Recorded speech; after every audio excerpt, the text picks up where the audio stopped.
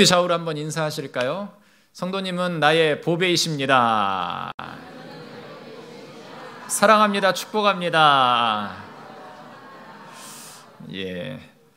오늘 말씀은 세례의 의미를 기억하라 라는 제목으로 영광의 왕 세 번째 시간을 우리가 보도록 하겠습니다.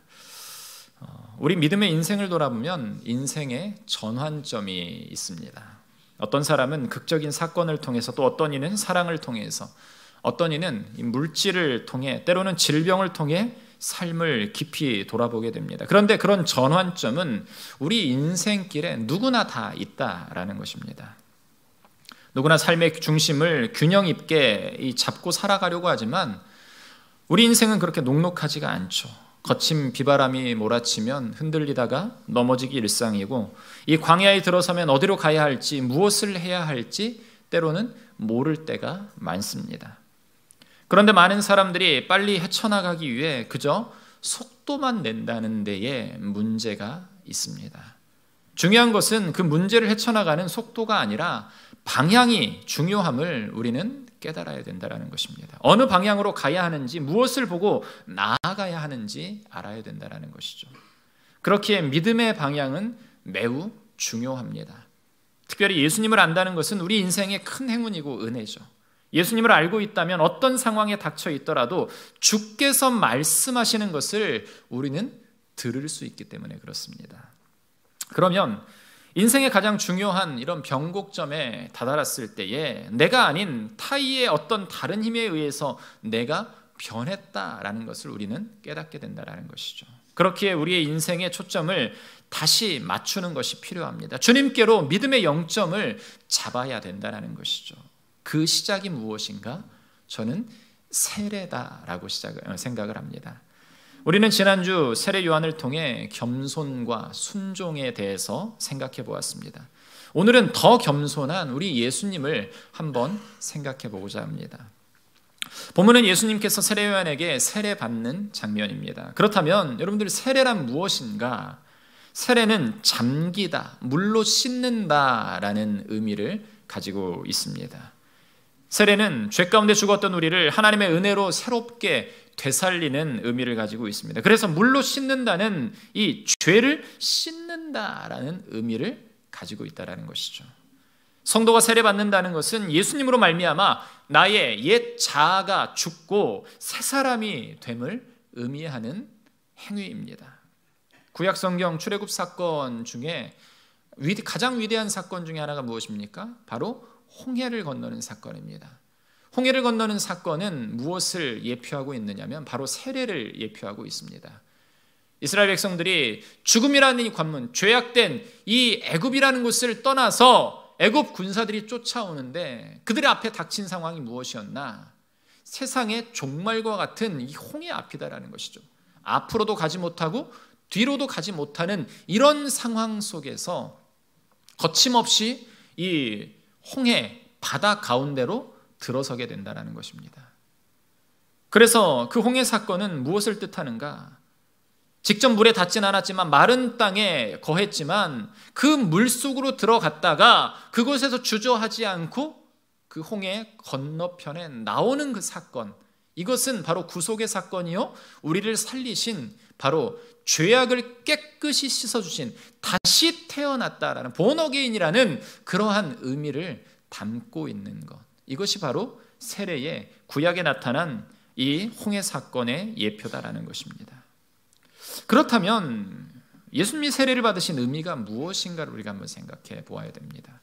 그리고 세례가 우리 그리스도인들에게 얼마나 중요한 것인가를 돌아볼 필요가 있습니다.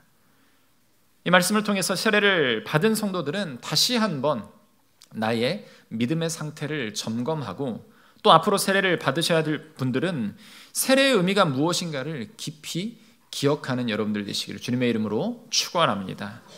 첫 번째는 세례는 결단이다라는 것이에요.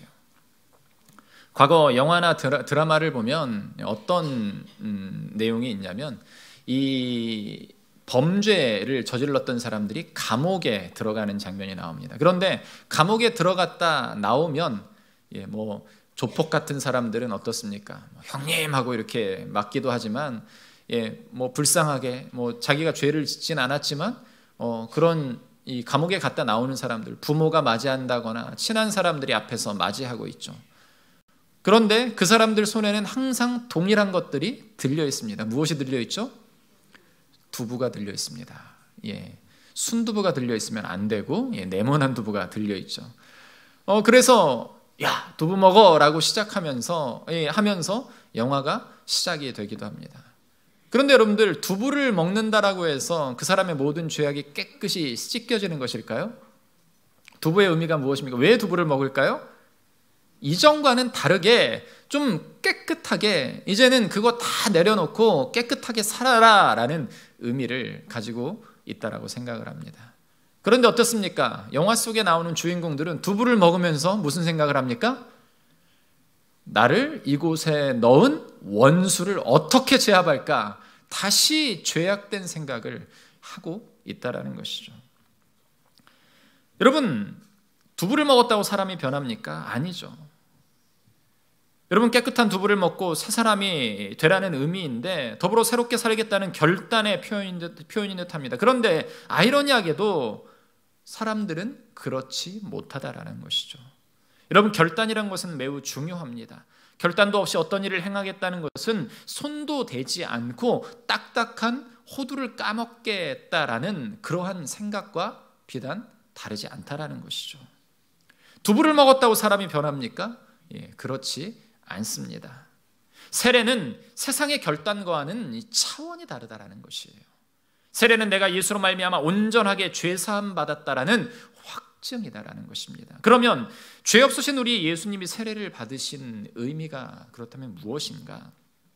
바로 하나님의 일을 이제 시작하신다는 중요한 결단의 의미를 담고 있다는 것이에요. 세례는 예수님을 진짜로 믿는 어떤 계기가 되어지는 것입니다. 그렇기 때문에 세례를 받았다는 것은 이제 예수를 나의 구주로 믿고 나는 구원받았다라는 것을 확증하는 표징이다라는 것이에요. 이제부터 진짜 그리스도인이 되었다라는 것을 고백하고 선포하는 시간인 것입니다. 그렇게 세례받았다라는 말은 중요한 결단을 필요로 하는 믿음의 고백이다라는 것이에요. 그리스도인으로서 삶을 살아가겠다라는 결단의 순간이고 아주 우리의 삶 속에 가장 중요한 의미다라는 것입니다. 오늘 9절 말씀을 보면 예수님이 어떻게 세례를 받으십니까? 그때에 예수께서 갈릴리 나사렛으로부터 와서 요단강에서 요한에게 세례를 받으셨다라고 말하고 있습니다. 우리 예수님은 나사렛이라는 이 고향을 뒤로하는 결단을 내리셨습니다. 가족과 친구들이라는 아름답고 좋은 것들을 뒤로하는 떠나는 결단이 있었다라는 것이죠. 고향의 낯익음을 떠나서 새로운 일과 지역을 향하여 이 낯설음을 향해 출발하는 결단을 내렸습니다. 불편하고 힘든 일이죠. 그러나 예수님은 자기 자신이 나아가야 할 길이기에 다른 생각 없이 오직 당신의 길을 걸으셨다라는 것입니다. 결단하고 행동했다라는 것이에요. 사랑하는 여러분, 제가 자주 드리는 말씀 중에 이런 말씀이 있죠. 믿음은 등록에서 시작합니다. 왜 이런 말씀을 드릴까요? 결단해야 된다는 것이에요. 믿음으로 서기 위해선 결단이 있어야 된다는 것이에요. 세례가 그냥 어떤 교회 생활을 함께 함에 있어서 그냥 받으라니까 받는 하나의 형식이 아닙니다. 하나님을 향한 거룩한 결단이 이 세례를 통해 내가 진짜로 예수 그리스도를 나의 구세주로 고백하겠습니다라는 이 교회라는 이 공동체 안에서 내가 보여줄 수 있는 행위다라는 것이에요. 세례는 단순히 그냥 하나님과 나와의 관계를 뛰어넘어서 이제는 우리가 함께하는 이 공동체 안에서 내가 그리스도의 거룩한 제자로 이제 결단하며 새롭게 나아가겠습니다. 내가 증인의 길에 서겠습니다. 라는 것을 증거하는, 증명하는 시간이다라는 것이에요. 성경은 우리에게 이렇게 말하고 있습니다. 갈라디아서 5장 24절에 보니까 그리스도 예수의 사람들은 육체와 함께 그 정욕과 탐심을 십자가에 못 박았다라고 이야기를 합니다. 빌립보서에 보면 이렇게 말합니다. 또한 내가 모든 것을 해로 여김은 내 주 그리스도 예수를 아는 지식이 가장 고상하기 때문이라. 내가 그를 위하여 모든 것을 잃어버리고 배설물로 여김은 그리스도를 얻고. 여러분, 사도 바울이 말하고 있는 것이 무엇입니까? 세례를 받는다라는 것은요, 우리의 모든 죄악들, 우리의 과거를 완전히 새롭게 뒤집어 엎는다라는 것이에요. 이전의 영광으로 생각했던 세상 것들을 배설물로 여긴다라는 고백이다라는 것이에요. 우리의 모습을 돌아보면 과연 내가 세례받으면서 이런 결단이 있었는가라는 것을 한번 생각해 보아야 되겠습니다. 세례받으면서 진정한 회개의 모습이, 죄의 고백이 내 안에 있었는가? 아니 그냥 받으라고 하니까 그냥 받았는지, 아니면 진짜 내가 예수 그리스도로 말미암아 온전한 변화를 누리면서 그 변화된 삶을 살겠다라고 다짐하는 그러한 고백이 있었는가? 지금의 모습에 여러분들 안주하지 마시고 더 큰 결단으로 주님의 거룩한 제자로서는 우리 모두가 되기를 주님의 이름으로 축원합니다. 또 하나, 세례는 무엇인가? 순종이다라는 것이죠. 예수님은 하나님이셨습니다. 거기에 비해 세례를 베풀었던 요한은 주님의 길을 준비하던 선지자였습니다. 예수님이 왕으로 이 땅 가운데 오셨는데 왕이기 때문에 그 어떤 것도 자기 자신 안에서 나타나는 것이기 때문에 그 어떤 행위를 굳이 하지 않으셔도 되는 존재였다라는 것이죠. 요한에게 세례를 받아야 할 어떤 이유도 없으신 분이셨습니다. 세례를 받는다라는 것은 서두에도 말씀드린 것처럼 죄 씻음입니다. 죄가 없이 이 땅에 오신 분이시기에 세례를 받지 않으셔도 됐다라는 것이에요. 그런데 요단강까지 오셔서 세례 요한에게 세례를 받으십니다. 이 말씀은 두 가지를 생각해 볼 수가 있습니다. 하나는 이 구원을 행하시기 위해 세례 받으심으로써 당신의 순종을 나타내고 있다는 것이에요. 또 다른 하나는 무엇인가? 겸손함으로, 인간의 가장 연약한 부분을 들춰내며 이 겸손함으로 세례를 받으셨다는 것이에요. 여러분, 세례 받는다고 하는 것은 철저하게 이 하나님의 뜻에 순종하며 살겠다라는 다짐이다라는 것이죠. 그런데 나 혼자만의 다짐이 아니라 하나님과 나와의 관계 속의 다짐이다라는 것이죠. 나의 창조주 하나님께 나의 죄된 모든 것을 내려놓고 전적으로 순종하며 나의 모든 겸손으로 주님 앞에 서며 주님을 위해서 일하겠다라는 약속이다라는 것이에요. 그런데 우리의 삶 속에서, 그리고 공동체 안에 거하다 보면 늘 우리는 삶의 이 갈등의 연상 속에 살아가고 있습니다. 여러분, 갈등이라는 것을 보면 무엇인가? 문제의 원인이 있기 때문에 이 갈등이 일어나죠. 문제의 원인은 무엇인가? 결국에 우리가 생각해 볼 수 있는 것은 아직 완전히 내려놓지 못한 내 자아에 있다라는 것입니다. 우리 예수님께 죄인인 내가 굴복하고 완전한 순종을 하겠다고 다짐하는 것이 세례인데, 우리의 기억력은 방금 물었던 낚싯바늘에 또 걸린 고기처럼 잊고 또 잊고 또 잊고 만다라는 것이에요. 예수님은 지금 위대한 순종을 행하고 계십니다. 피할 수 있으면 피하고 싶은 자리일 수도 있습니다. 내가 메시아이고 내가 하나님인데라는 자아가 살아있다면, 자신이 약속한 것을 지키지 않고 새롭게 무엇인가를 재편했다라고 하면 어쩌면 우리는 지금의 이 역사를 볼 수 없었을지도 모릅니다. 하나님은 약속하신 것을 지키시기 위해서 가장 연약하고 가장 추한 모습, 그 모습을 직접 살아내셨다라는 것이에요. 여러분, 예수님의 삶의 목적은 단 하나, 아버지의 뜻에 순종하는 것이었습니다. 순종하는 것이 예수님의 삶의 목적이었습니다. 예수님께서는 하나님 아버지께서 하라 하신 일을 함으로 하나님께 순종하기 위해서 이 땅 가운데 오셨다라는 것이죠. 그래서 예수님께서는 요한복음 6장 38절 말씀처럼 내가 하늘에서 내려온 것은 내 뜻을 행하려 함이 아니요 나를 보내신 이의 뜻을 행하려 함이니라. 아멘. 주님은 이런 마음으로 우리에게 임재하셨다라는 것이에요. 예수님의 사역은 기적과 능력을 행하시는 것이 아니고 아버지의 뜻에 순종하시는 것이었다라는 것. 오늘 우리도 마찬가지입니다. 우리의 삶에 기적이 일어나고 병이 낫는 것 굉장히 중요하죠. 여러분, 우리의 육신의 병이 낫기를 원하십니까? 우리가 부유해지기를 원하십니까? 나의 자녀가 잘 되기를 원하십니까? 그런데 여러분들, 그것보다 먼저 우선돼야 되는 우선순위가 있어요. 우리의 삶에 일어나는 모든 일들을 통해 아버지의 뜻이 내 삶에서 나타나는 것이 먼저 우선순위가 되어야 된다는 것입니다. 우리의 삶에 일어나는 모든 사건과 일들은 결코 우연이 아니기 때문에 그렇습니다. 하나님께서는 우리로 하여금 하나님 아버지의 뜻에 온전히 순종하도록 이끌어 가셔요. 우리가 아버지의 뜻에 순종하는 것, 여러분 그것이 무엇인가? 성공이다라는 것이에요. 승리라는 것이에요. 여러분 그것이 바로 기적이고 그것이 바로 은혜임을 기억하는 우리 모든 성도들 되시기를 주님의 이름으로 축원합니다. 여러분 정신없이 무엇인가를 하다 보면 우리도 모르게 목적을 잃어버릴 때가 있습니다. 왜 그런 일을 하고 있는지 방향을 잃어버릴 때도 있습니다.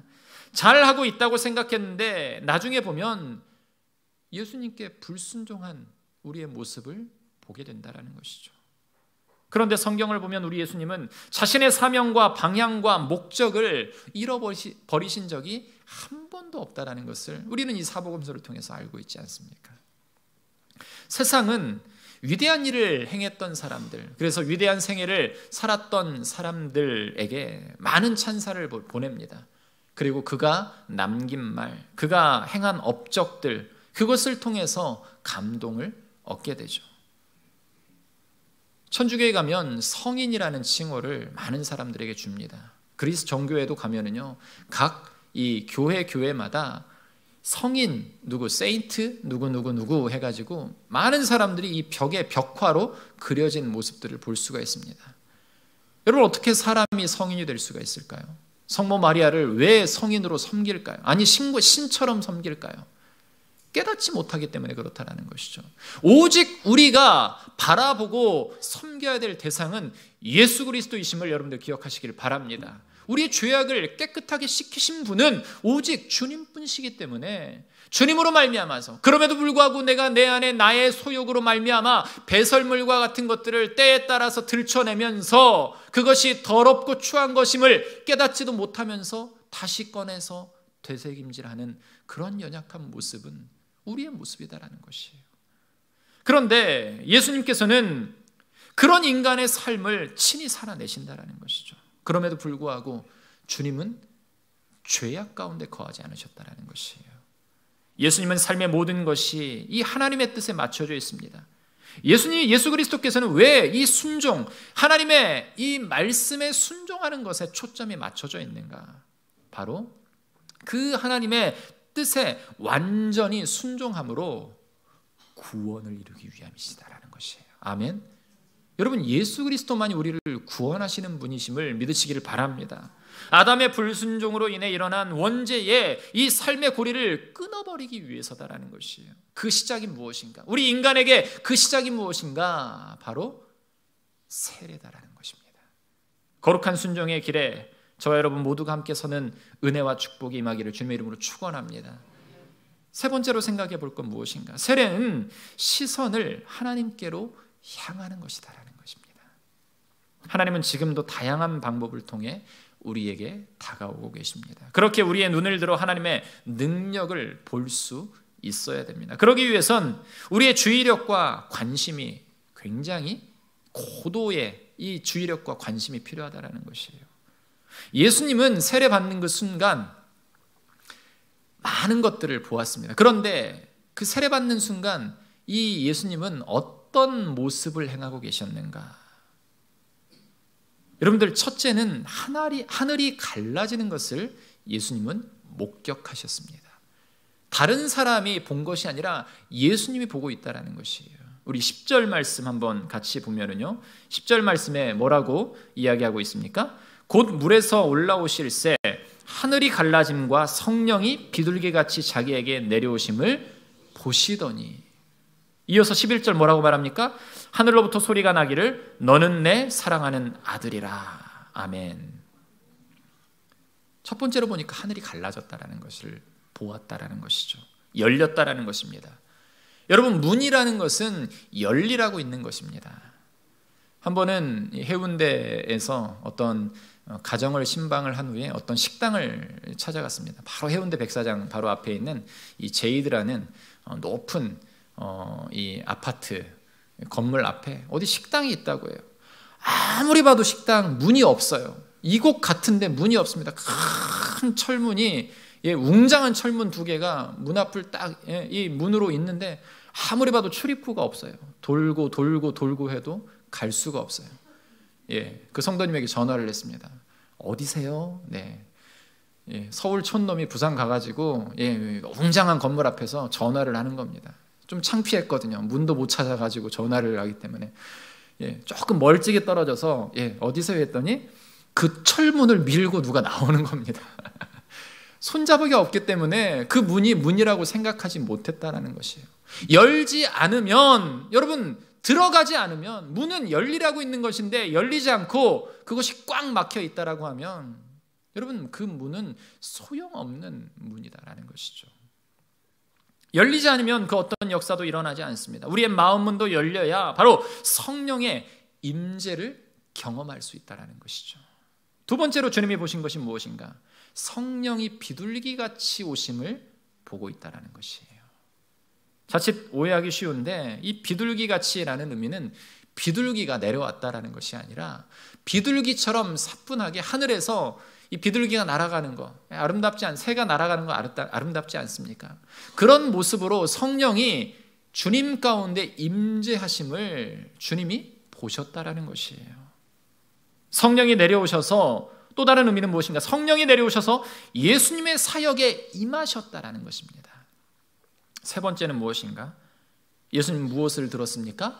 하나님의 음성을 들었다라고 해요. 11절에 보니까 너는 내 사랑하는 아들이라, 내가 너를 기뻐하노라. 아멘. 여러분들, 이런 하나님의 음성이 우리 모두에게도 들려지기를 주님의 이름으로 축원합니다. 여러분, 어떤 이에게 하나님의 임재가 나타납니까? 주님이 쓰시겠다고 하는 자에게 주님의 놀라운 기적이 나타난다는 것이에요. 순종하며 새로운 사역의 시작을 행하시는 예수님께 하나님은 모든 권세를 주심은 우리는 오늘 이 10절과 11절 말씀을 통해 알 수 있다는 것이죠. 그렇습니다. 예수님은 세례 받으실 때 전심을 다해 주님을 구했다라는 것입니다. 단순히 세례는 행위가 아니라 하나님의 친히 모든 죄악을 자신의 아들로 말미암아 사하겠다라는 이 위대한 계획의 시작이었다라는 것이에요. 예수님은 그 순간 하나님의 임재를 보았다라는 것입니다. 사역을 시작하기 위해 세례받는 순간 예수님은 누구를 주목했는가? 하나님을 주목했다라는 것이죠. 우리가 무엇을 주목한다라는 것은 굉장히 중요한 일입니다. 내가 무엇을 주목하느냐에 따라서 인생이 달라지기 때문에 그렇습니다. 주목하는 것은 주목하는 것에 우리의 시선이 향하게 되어 있기 때문에 그렇습니다. 예수님은 하나님께 주목하며 집중했습니다. 세례받는 순간부터 이 땅에서 모든 죄를 짊어지는 사역의 여정이 시작됨을 알았기에 하나님의 임재에 주목할 수밖에 없었다라는 것이죠. 그런데 그 주목하는 우리의 시선을 분산시키는 것이 있죠. 그것이 누굽니까? 사단 마귀죠. 우리의 죄성은 계속 누구를 보게 하는가? 계속 자기가 보려고 하는 것을 보게 한다라는 것이죠. 사단은 그것을, 우리의 가장 연약한 부분을 늘 건든다라는 것이에요. 세게 건들 때도 있지만 살포시 와서 긁는 겁니다. 무엇을? 집착하게 만든다라는 것이에요. 나 중심적으로 자신에게 집착하고 자기를 둘러싼 자기의 필요에 집중하게 하는 것입니다. 그래서 물질에, 권력에, 욕망에, 여러분, 많은 것들에 집착하게 하면서 그 주의 분산을 시키면서 우리를 무너뜨리고 있다는 것이에요. 여러분, 다음 주에 볼 내용이지만 예수님은 광야에서 시험을 받으십니다. 광야에 시험 받으시는 그 순간순간에 마귀가 원하는 것이 무엇이었습니까? 하나님께 집중하지 못하고 네가 진짜 능력을 바라는, 능력만 정말 채워가는 그런 사람이 아닌가라는 것을 예수님이 깨닫기를 바라면서, 이 교만한 마음을 가지기를 원하면서 사단 마귀는 그것을 건든다라는 것이죠. 우리도 마찬가지죠. 그런데 예수님은 어떻게 하셨습니까? 말씀으로 그것을 이겨내셨다라는 것이죠. 여러분, 우리는 어떻습니까? 거룩한 순종을 행하는 사람은요, 때로는 힘든 여러 이 상황과 여건 속에서도 오직 우리의 이 시선을 누구에게로 향한다라는 것이죠? 아버지 하나님께로 향할 때, 하나님께로 주목할 때 주님은 새로운 역사를 우리 가운데 시작하신다라는 사실을 믿으시기를 바랍니다. 사랑하는 성도 여러분, 죄가 무엇입니까? 하나님을 바라보는 것이 아닌 나 자신을 계속해서 바라보는 것이에요.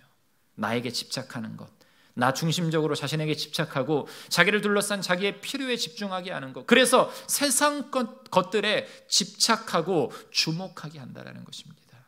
내 삶의 중심이 지금 여러분들 어디에 거하고 있습니까? 예수님을 향해 있는지 아니면 세상을 향해 있는지 우리는 그것을 구분해야 된다는 것이에요. 영성이 깊어진다는 것은 우리의 감각이 깨어나서 하나님이 보여주시고 말씀하시는 것에 민감하게 반응하는 것을 우리는 알아야 됩니다. 사랑하는 성도 여러분, 세례 받으셨습니까? 우리 옆에 분들하고 한번 인사 한번 나누시죠. 세례 받으셨습니까? 올해 받아라고 한번 이야기하시죠. 세례는 그냥 때가 되면 받는 예식이 결코 아니다라는 것이에요. 이런 나의 죄성을 완전히 도말하는 하나님의 위대한 사역임을 여러분들 기억하시기를 바랍니다. 세례받고 하나님의 거룩한 백성이 되었다면 그 후가 굉장히 중요해요. 구원받은 후에, 세례받은 이후에 많은 사람들에게 공표받은 너는 이제 우리 충진교회 교인이구나 라는 것들을 증명한 그 순간 이후에 우리의 삶이 과거와 달라지지 않았다라고 하면, 겸손하지도 않고 순종하지도 않고 열정을 가지지도 않고 그냥 이 모습 이대로 그냥 이 사람은 원래 이래 라는 그 말에 그냥 합당한 모습으로 나는 원래 이러니까 이렇게 살아가면 돼 라고 스스로 그것에 얽매여 살아간다라고 하면, 여러분 그것은 거룩한 구원의 길에 온전히 들어설 수 없다라는 것이에요. 사랑하는 성도 여러분, 우리가 하나님의 변화에, 역사에 반응하는 것이 무엇입니까? 하나님이 우리를 부르시고 우리를 쓰시겠다는 것은 우리의 반응, 우리의 믿음이 온전히 하나님만을 바라보고 그 하나님의 계획이 선명해지는 것을 보는 것에서부터 시작된다는 것입니다. 믿음을 가지지 않으면 하나님의 계획이 온전히 우리 안에 드러나지 않는다는 것이에요. 우리 주님은 세례 받음을 통해서 구원의 사역을 시작하셨습니다. 결단하고 순종의 길을 걸으시고 어떤 상황에서도 시선을 하나님께로 향하고 있었다는 것이에요. 우리는 어떻습니까? 결단하셨습니까? 순종하셨습니까? 주님을 바라보고 계십니까? 예수님이 인간의 그 사역을 시작하시면서 구원의 역사의 첫 시작에 세례를 받으신 것은 결단과 순종과 하나님만을 바라보겠다라는 그 다짐이 있었다라는 것이죠. 인간적인 다짐으로 하나님이 나에게 허락하신 모든 권세를 내려놓고 오직 주님의 뜻을 따르며 살아가겠다라는 다짐이 있었다라는 것이에요. 사랑하는 성도 여러분, 우리는 어떤 다짐을 했습니까? 벌써 이 20일이라는 시간이 2019년 지났습니다. 이 20일 동안 여러분들 어떤 모습으로 살아오셨습니까? 나는 어떤 모습입니까?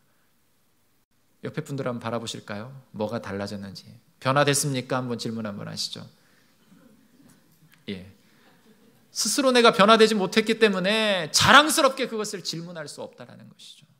그런데 여러분, 우리에게 남겨진 시간은 얼마가 있습니까? 365일이니까 345일. 제가 산수를 좀 못합니다. 옆에 분들에게 다시 한번 인사하시고 345일이나 남았습니다. 네, 우리에게 남은 시간은 아직도 많다라는 것이에요. 우리 하나님께서 나에게 바라고 원하시는 것들, 세례받은 사람으로서 거룩한 구원의 길에 들어서고자 하는 사람으로서 우리는 다짐해야 된다는 것이죠. 매일 똑같이 다짐해도요, 하나님께서는 늘 우리를 긍휼한 마음으로 찾아오셔서 말씀하십니다. 오늘 또 다짐했냐? 그래, 오늘 또 시작하자. 그래, 오늘 또 시작했니? 그래, 오늘 또 시작하면 돼. 하나님은 여전히 우리 가운데 오셔서 긍휼한 마음으로 우리를 불쌍히 여기시면서 늘 새롭게 시작할 수 있도록 상황과 여건을 마련해 주시는 분이시다라는 것이죠. 사랑하는 성도 여러분, 예수님이 세례를 받으신 것은 구원의 길, 세상의 모든 죄악의 제물로서 오신 순결한 어린 양으로서의 자격을 스스로 세우신 것입니다. 세례는 그런 하나님을 바라보는 그 하나님의 은혜의 반열에 우리가 온전히 서는 특별한 은혜입니다. 예수님이 보여주신 그 모습을 기억하면서 그 거룩한 보혈의 능력을 힘입어서 예수 그리스도만이 오직 예수라는 그 믿음의 고백을 우리가 행하면서, 여러분, 고난과 시련이, 유혹과 핍박이 몰려올 때에 우리가 행할 수 있는 것이 무엇인가? 우리의 입술로 담대하게 외치는 것입니다. 뭐라고 외치는 것입니까? 오직 예수. 한번 힘차게 외쳐볼까요? 시작! 오직 예수. 오직 예수로 말미암아서 우리는 구원받았다라는 그 확증을 기억하면서 세상을 향해 담대하게 선포하면서, 예수님께서는 가장 초라하게 시작하셨지만 가장 위대한 역사를 만들어내셨다라는 것이죠. 우리에게 원하시는 것이 무엇일까요? 지금은 초라하지만 하나님께서 우리에게 원하시는 것은 동일한 것입니다. 너희들을 통해서 나의 위대한 계획이 이루어질 것을 믿는다라는 그 주님의 믿음 가운데에 우리 모든 성도들도 한마음 한뜻으로 나아가셔서 오늘도 이 세례받은 자들로서의 합당한 모습을 행하며 살아가는 거룩한 주의 백성들 되시기를 주님의 이름으로 축원합니다. 함께 찬양하겠습니다. 나를 지으신 이가 하나님, 나를 부르신 이가 하나님, 나를 보내신 이도 하나님, 그 하나님의 한량없는 은혜 가운데 오늘도 우리가 거합니다. 주님의 은혜를 기억하면서 나를 죄악 가운데에서 새롭게 이끌어주신 그 주님의 은혜를 기억하며 함께 찬양하도록 하겠습니다. 함께 찬양하겠습니다. 나를 지으신 이가 하나님, 나를 부르신 이가 하나님, 나를 보내신 이도 하나님, 나의 나 된 것은 하나님 은혜라. 나의 달려갈 길 다가도록 나의 마지막 다하도록 나로 그 십자가 품게 하시니 나의 나 된 것은 하나님 은혜라. 한량없는 은혜, 갚을 길 없는 은혜, 내 삶을 애워 사는 하나님의 은혜.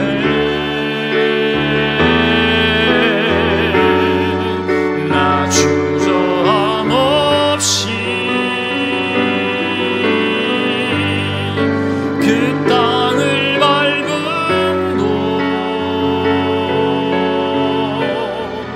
나를 붙드시는 하나님의 은혜. 한량없는 은혜, 한량없는 은혜, 갚을 길 없는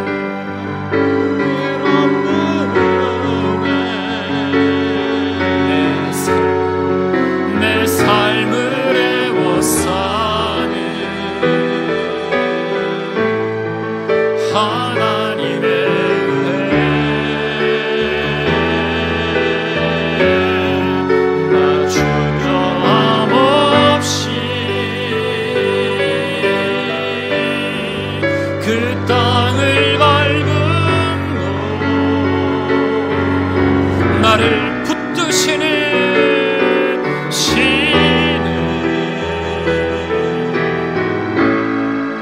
하나님의 은혜. 한량없는 은혜, 한량없는 은혜, 갚을 길 없는 은혜,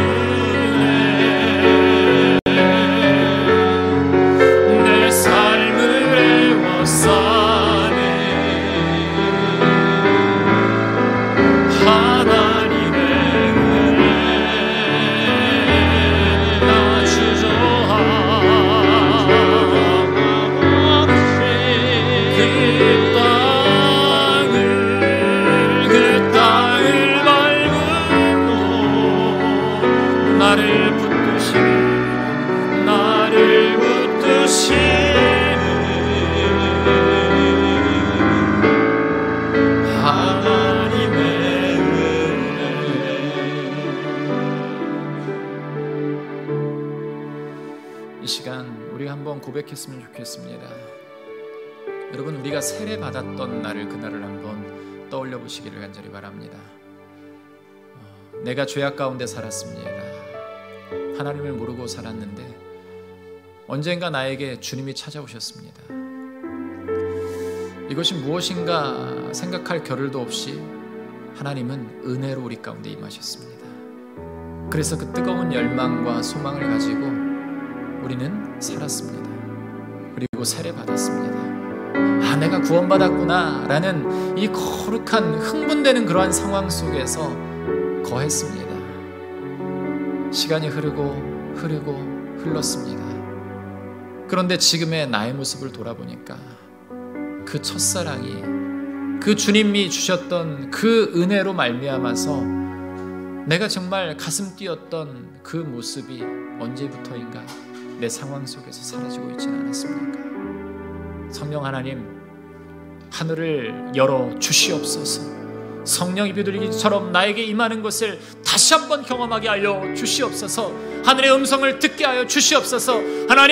하나님이 말씀하시는 것처럼 사랑하는 아들아, 사랑하는 딸아, 내가 너를 사랑한다, 내가 너를 기뻐한다 라는 이 거룩한 하나님의 음성을 들을 수 있도록 주님 인도하여 주시옵소서. 주님 역사하여 주시옵소서. 다시 한번 고백하며 하나님 앞에 나아가는 하나님의 거룩한 백성 되게 해달라고 이 시간 주여 한번 외치며 기도하고 나아가도록 하겠습니다. 주여.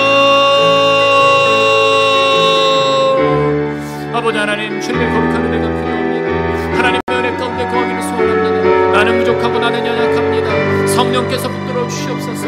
아버지 하나님, 그 첫사랑을 회복하여서 온전히 하나님의 그 거룩한 부르심에 합당한 자로 결단하며 순종하며 하나님의 음성을 들으며 나아갈 수 있도록 인도하여 주시옵소서.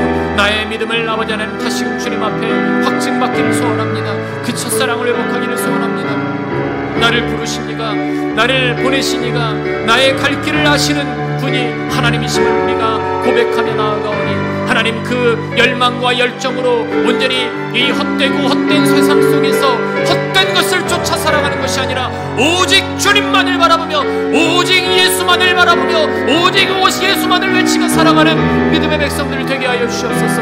오늘도 주님의 그 일하심을 기억하면서 하나님이 나와 함께하고 계시고 하나님이 나를 이곳까지 인도하셨고 하나님으로 말미암아 내가 죄인임을 고백하면서 의로운 하나님의 백성으로 다짐하며 나아가오니 주님 일하여 주시고 말씀하시고 새롭게 행하여 주시옵소서. 주님의 그 인도하심을 깨닫고 살아가는 하나님의 거룩한 백성들 되기를 소원하오니 주님 붙드시고 인도하여 주시옵소서. 거룩하신 주님, 나의 나됨을 알게 하여 주시옵소서. 나는 부족합니다. 나는 연약합니다. 온전히 지금까지 하나님을 알고 하나님의 거룩한 백성으로 이 공동체 안에서 아버지 하나님 세례 받으면서 성도라는 그 이름 앞에 지금까지 섰습니다. 부족하고 연약한 나를 이끌어 주심을 감사합니다. 그럼에도 불구하고 나는 아직도 내 자아가 껍질을 깨지 못한 채 아직도 세상이라는 욕망이라는 권력이라는 권세라는 물질이라는 것에 사로잡혀서 그것을 깨트려 부시지 못하고 나아가고 있지는 않습니까? 아버지 하나님, 연약한 나의 모습을 깨트려 주시옵소서. 온전히 껍질을 깨고 나와서 하나님의 그 따스한 그 햇살을 받아 만끽할 수 있는 영혼이 될 수 있도록 축복하여 주시옵소서. 우리가 새해가 지나고 이제 3주째 다시금 다짐합니다. 하나님, 매일같이 다짐할 수 있도록 우리 가운데 다짐의 권세를 허락하여 주시옵소서. 그래서 우리 가운데 임재하시는 주님의 놀라운 은혜의 역사를 기억하면서 참된 기쁨과 승리를 맛보는 하나님의 백성들 될 수 있도록 주님 축복하여 주시옵소서. 우리는 세례받은 하나님의 거룩한 백성입니다. 아버지 하나님, 세례받은 자들로서 주님의 권세를 마음껏 사용하며 누릴 수 있도록 축복하여 주시옵소서. 감사드리며 예수 그리스도의 이름으로 기도하옵나이다. 아멘.